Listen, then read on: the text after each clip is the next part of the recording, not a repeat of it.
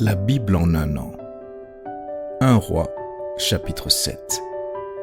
Psaume 128. Proverbe 16, 31 à 33. Lecture du 10 juin.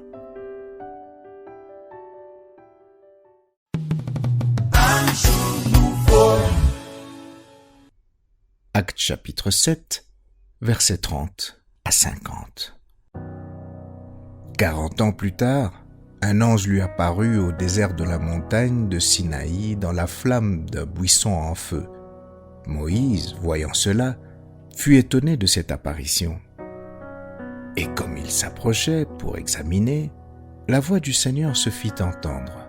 « Je suis le Dieu de tes pères, le Dieu d'Abraham, d'Isaac et de Jacob. » Et Moïse, tout tremblant, n'osait regarder. Le Seigneur lui dit, « Ôte tes souliers de tes pieds, car le lieu sur lequel tu te tiens est une terre sainte. J'ai vu la souffrance de mon peuple qui est en Égypte. J'ai entendu ses gémissements, et je suis descendu pour le délivrer. Maintenant, va, je t'enverrai en Égypte. » Ce Moïse qu'ils avaient renié en disant, « Qui t'a établi chef et juge ?» C'est lui que Dieu envoya comme chef et comme libérateur avec l'aide de l'ange qui lui était apparu dans le buisson. C'est lui qui les fit sortir d'Égypte en opérant des prodiges et des miracles au pays d'Égypte, au sein de la mer Rouge et au désert pendant 40 ans. C'est ce Moïse qui dit aux fils d'Israël, « Dieu vous suscitera d'entre vos frères un prophète comme moi. » C'est lui qui, lors de l'assemblée au désert, étant avec l'ange qui lui parlait sur la montagne de Sinaï et avec nos pères, reçut des oracles vivants pour nous les donner.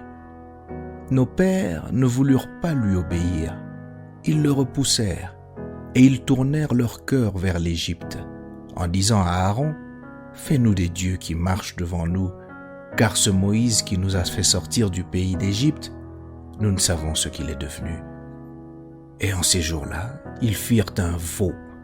Ils offrirent un sacrifice à l'idole et se réjouirent de l'œuvre de leurs mains.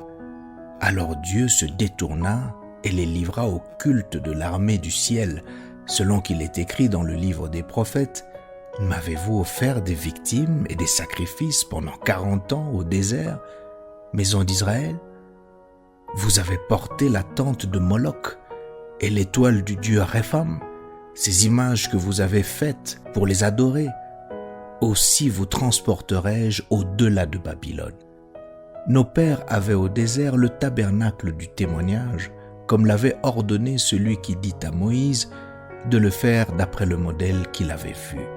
Et nos pères, l'ayant reçu, l'introduisirent sous la conduite de Josué dans le pays qui était possédé par les nations que Dieu chassa devant eux, et il y resta jusqu'au jour de David.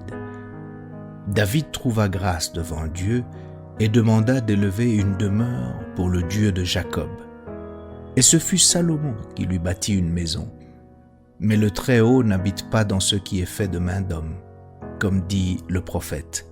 « Le ciel est mon trône et la terre mon marchepied. Quelle maison me bâtirez-vous, dit le Seigneur, ou quel sera le lieu de mon repos? N'est-ce pas ma main qui a fait toutes ces choses ?